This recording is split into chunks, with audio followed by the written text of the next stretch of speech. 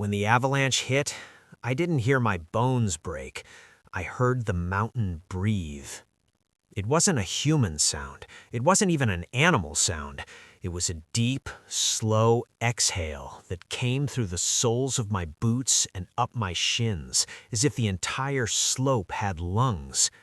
1 second, I was clipped into my skis, climbing in a zigzag above the tree line, and the next, I was inside a moving wall of white. No warning shout, no crack like a rifle, just that breath, followed by the ground deciding it was no longer ground.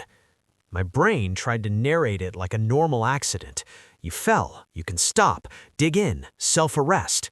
But this wasn't falling, this was being swallowed. Snow punched my chest. It poured into my hood, my collar, my sleeves. The world spun sideways, then upside down, then sideways again. I saw the sky for a blink, cold, blue, clean, indifferent, and then it vanished under churning white. I remember one thought, absurdly calm. So this is what a wave feels like on land. Something slammed my hip. Something else hit my helmet hard enough to flash stars behind my eyelids. I tried to keep my arms in front of my face like I'd been taught, make a pocket, protect the airway. But the avalanche didn't care about training. It dragged my limbs wherever it wanted, twisting me like a loose strap. Then, as suddenly as it started, the motion slowed. The mountain finished its breath. Everything went solid. I didn't realize I'd been screaming until the scream stopped because there was no air left to fuel it. I tried to inhale. My chest expanded and met resistance, like I was wearing a suit made of concrete. Snow pressed from every direction. It wasn't just heavy. Heavy implies something you can lift if you strain hard enough.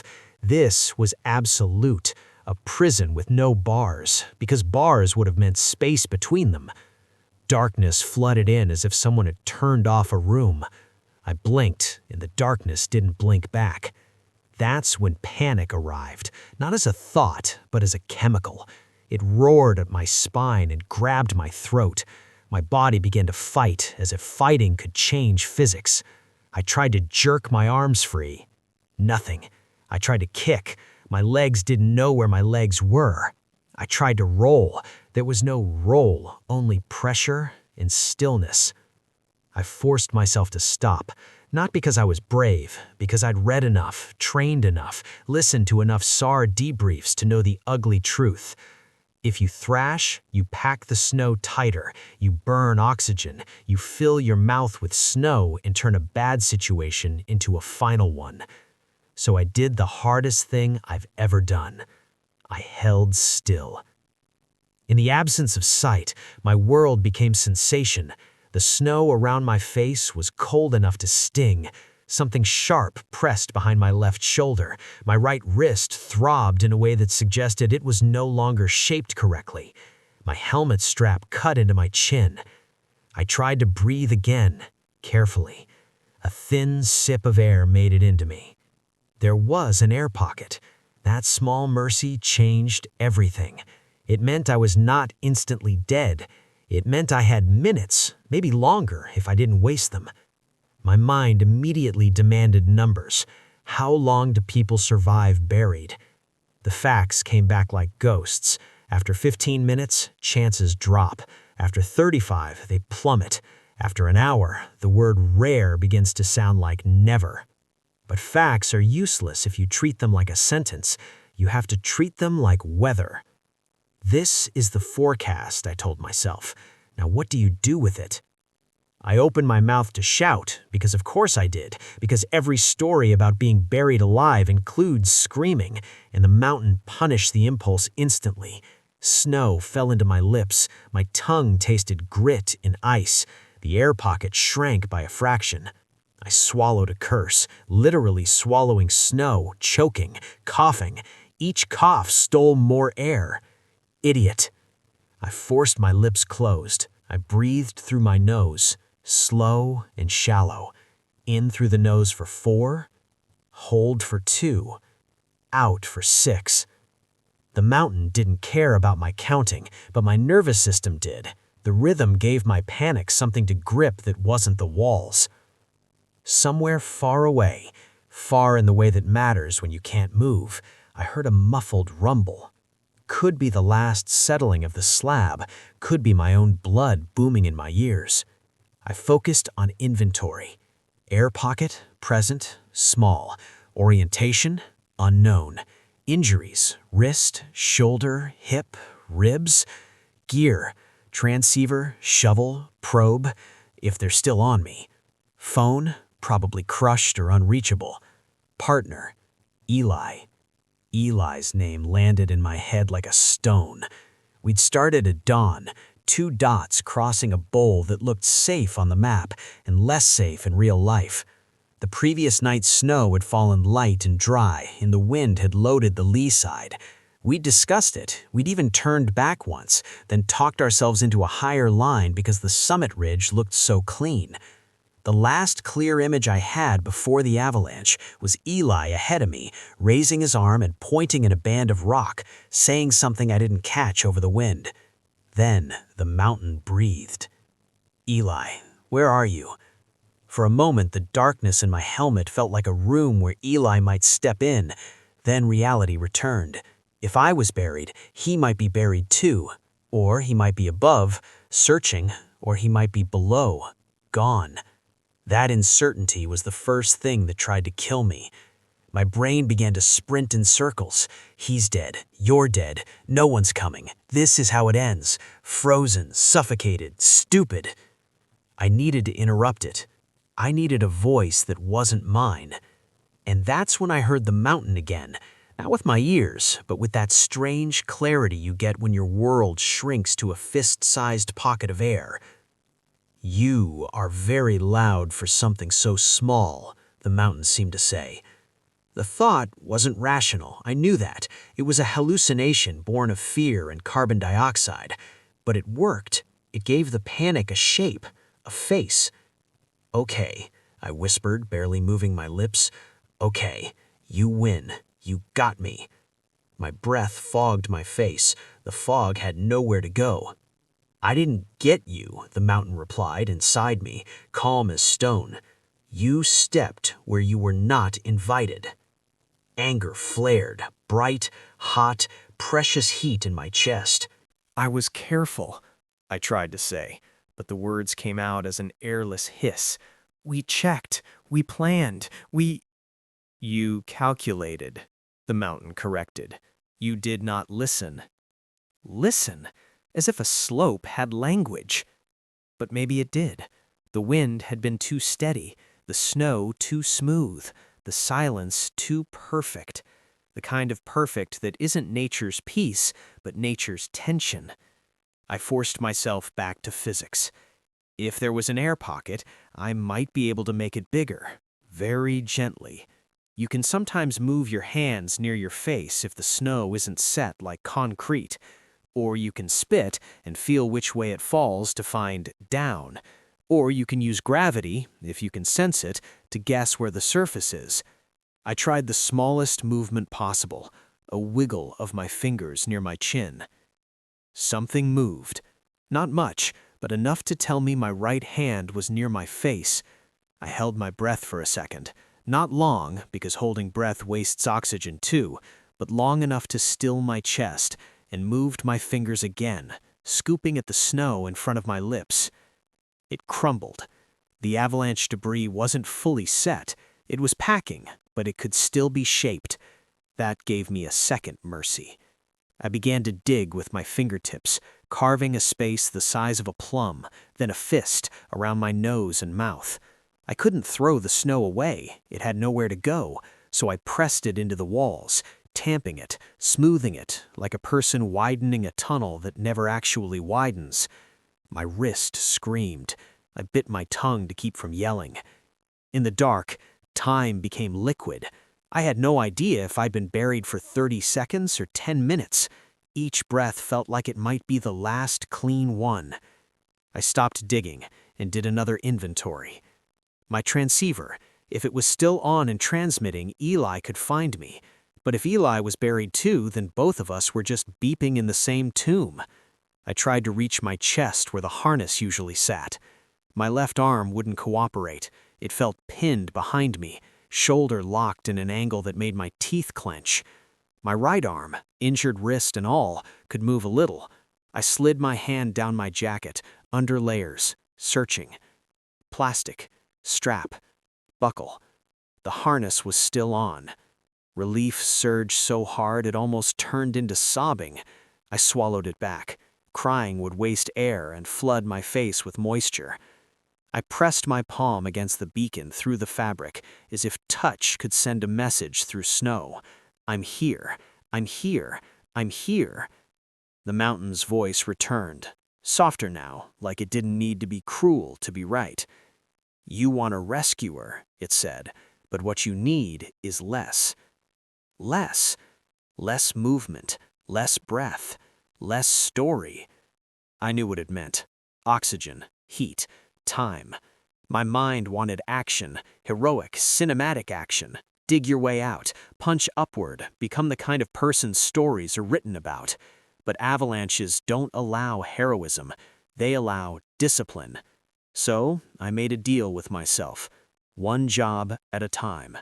First, do not suffocate. Second, do not freeze.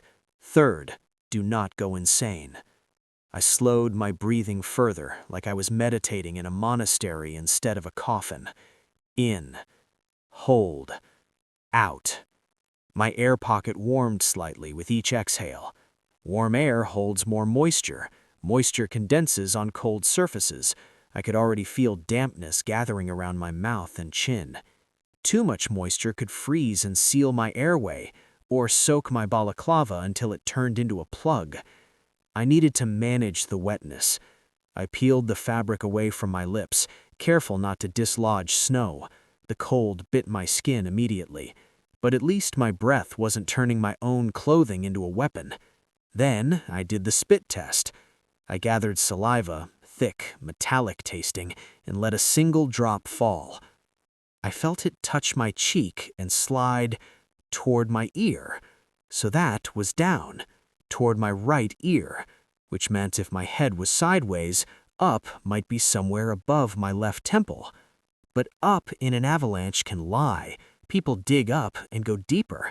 People follow their instincts and die, because instincts evolved for open air, not packed snow. Still, knowing down gave my mind an anchor. My ribs hurt when I breathed, which suggested bruising or a fracture. I tested a tiny, deeper inhale. Pain sharpened. Don't. The mountain seemed almost amused. You keep looking for a door, it told me. There is only time. Time. Time until rescue. Time until oxygen ran out. Time until my body decided to quit. I tried to remember what we'd agreed on before starting. If one of us was caught, the other would immediately switch to search mode. No hesitating, no yelling names. Transceiver to receive, follow the signal, probe, dig. Eli knew that. Eli was good under pressure. He'd been a paramedic before he quit city life from mountains and silence. He was the kind of person you wanted near you when things got ugly. Unless he was dead. The thought returned like a knife. I forced it away by focusing on the smallest, stupidest details, anything that wasn't fear. The taste of snow, clean, mineral. The sound of my breath, loud in the helmet. The ache in my wrist, pulsing in time with my heart. My phone, if it was alive, could be sending GPS, but I couldn't reach it, and even if I could, there was no signal in this bowl. So, I waited. Waiting sounds passive, but it was work. Every second, panic tried to reassert itself. Every second, my body tried to waste oxygen by shaking, by tightening, by begging me to struggle. I pictured oxygen like money. Each breath was a coin. Panic was a pickpocket. I spent carefully. Minutes, or what I guessed were minutes, passed. The air in my pocket felt thicker, heavier. Carbon dioxide building. My head began to ache faintly behind my eyes. That's another killer in avalanche burials. Not just lack of oxygen, but too much of what you exhale. I needed to make my air pocket bigger again to dilute the CO2. So I dug, slow, deliberate, pushing snow outward, shaping a dome around my face. The act of digging raised my heart rate. I felt myself breathing faster. I stopped, waited for the pulse to slow, started again. I whispered to the mountain, because talking to it felt like talking to myself, but with less shame. "Just let me have this," I breathed. "You can keep the ridge, keep the summit. I don't care. Let me have the air." "Air is not yours," the mountain answered, "but you can borrow it if you stop wasting it." Fair. I did something else I'd learned in training. I tried to create a tiny airway toward the surface. Not a tunnel I could crawl through, impossible in this position, but a straw-like path that might vent CO2 upward if it reached looser snow. Using 2 fingers, I pressed a narrow channel above my left temple, following what I believed was up. It was a blind carving into packed debris. It might do nothing. It might collapse. But sometimes a small vent makes the difference between a slow suffocation and a long enough wait. I pushed an inch, 2 inches, 3. Then the snow hardened. My fingers couldn't penetrate further without force, and force would burn oxygen and risk collapse. So I stopped. Then, through the snow, impossibly distant, I felt a vibration. Not sound, not exactly. A thump, followed by a pause, then another thump. My entire body tried to surge with hope. My throat tightened, my breath hitched. Someone was moving on the surface. Someone was stepping, or probing, or digging. I wanted to scream so badly it was like hunger, but screaming would steal air and fill my mouth with snow. So I did the only signal I could. I banged my helmet against the snow. The movement was tiny, but the impact sent a dull thud into the white around me. I waited, listening with my bones. Nothing. I banged again, harder, and pain exploded in my shoulder. Still nothing. Maybe they couldn't hear. Snow absorbs sound. Maybe I was too deep. Maybe I was imagining it. Then a sharper vibration came, metal striking something. A probe? The mountain's voice went quiet, as if even it was listening now. I banged again 3 times, as hard as I dared. Thud, thud, thud. A pause.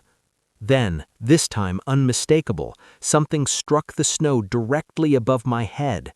Close, so close I felt the shock ripple through my helmet. A probe had hit my air pocket, or hit my helmet. I froze, terrified that if I moved, I'd collapse the space and suffocate right before rescue. The probe struck again, slightly to the side. Then I heard it, a muffled human sound filtered through meters of snow, like a voice heard underwater. Here. Eli. It had to be Eli. My eyes burned with tears I couldn't afford. I tried to answer, but my mouth only produced a weak cough. I swallowed it back and banged my helmet again, just once. Above me, the probe withdrew. For a second, silence. Then the mountain began to tremble, not breathing now, but being carved. Shovels, fast, urgent. The vibrations multiplied, chaotic and purposeful. Snow began to fall into my air pocket in little grains, light. That meant they were close enough to loosen the debris above me. I could taste fresh air before I could feel it. It was colder than the stale pocket, sharper, like biting into an apple. It slipped down my throat and made me cough again, but this time it was a cough that didn't feel like dying. It felt like returning. The digging got louder. The pressure on my chest changed subtly, as if the snow was being removed in layers. My body, pinned for so long, didn't know what to do with the idea of freedom. It was almost frightening. A bright shard of light pierced the darkness as a hole opened near my forehead. The light was blinding. It turned the snow inside my helmet into a universe of sparkling grains. A face appeared, goggles rimed with frost, eyes wide and terrified. Eli's eyes. He tore at the snow with his gloved hands, careful around my head. "Don't move," he said, voice shaking. Don't move." "I can't," I croaked. "Good," he said, and laughed once, an ugly, broken laugh. "That's good." They, Eli, and someone else, another rescuer from the team behind him, expanded the hole, digging around my chest first to release pressure. The moment the weight lifted, my lungs seized with a deep inhale that hurt like tearing cloth. Pain flared everywhere at once, ribs, wrist, shoulder, hip, but pain was proof of blood moving, nerves alive. Eli reached in and gripped my jacket collar. "I've got you," he said, like he was saying it to himself as much as to me. "I've got you." For a split second, I thought the mountain would object, would reclaim me with another breath, but the slope remained still, as if it had already made its point and didn't need to repeat itself. They freed my arms. My left shoulder screamed when it shifted. Eli swore. "Dislocated," he muttered, switching instantly into paramedic mode, even as his hands trembled. They dug my legs out last. When they finally pulled me onto the surface, daylight hit me like a blow. The sky was still blue. The world was still beautiful. That offended me. I lay on the snow like something washed up from the sea, gulping air, shaking violently as my body remembered it was allowed to shake now. Eli dropped beside me, pressing his forehead to my helmet for a second. 8 minutes, he said, breathless. "You were under 8 minutes. I saw the slide. I saw you go in, and I—" His voice cracked. I thought. "I heard you," I whispered. His eyes squeezed shut. "I tried to probe and missed you twice, and then I got the signal stronger, and I—" He swallowed hard. "I'm sorry." "Don't," I said. "You found me." He nodded, as if agreeing to that fact was the only way to keep standing. As they strapped me into a sled, as they checked my beacon, as they wrapped me in an emergency blanket that crackled like foil, I looked back at the slope. It sat there with its avalanche crown, an ugly scar across the face, like a mouth that had bitten and then stopped chewing. In the distance, the summit ridge shone in sun, innocent as a postcard. I waited for the mountain's voice again. When it came, it wasn't triumphant, it wasn't cruel, it was almost instructive. You survived because you stopped arguing with reality. You borrowed time instead of demanding it. I closed my eyes as the sled began to move, jolting pain through my ribs. In the darkness behind my eyelids, I saw the air pocket, small, precious, fragile. I saw my own fingers carving space. I saw panic pacing at the edge like an animal that wanted in. And I realized something that felt embarrassingly simple. In movies, survival looks like fighting. In real life, survival sometimes looks like listening, like conserving, like keeping your mind from turning on you while you wait for the world to decide whether it will let you go. When we reached the trees and the wind softened, Eli skied beside the sled, one hand always hovering near the strap, like he could keep me alive by touch alone. I didn't blame him. After being buried, touch felt like the opposite of snow, proof that space existed between two things, proof that I wasn't sealed into the mountain's silence anymore. As the rescue team guided us down, I turned my head slightly toward the slope one last time. "Thank you," I whispered, not because the mountain deserved gratitude, but because I did, because I'd learned the rule I'd forgotten up there. The mountain doesn't need to hate you to kill you, and it doesn't need to love you to let you live. Sometimes it just breathes, and if you're lucky and disciplined and quiet enough inside, you get to breathe back.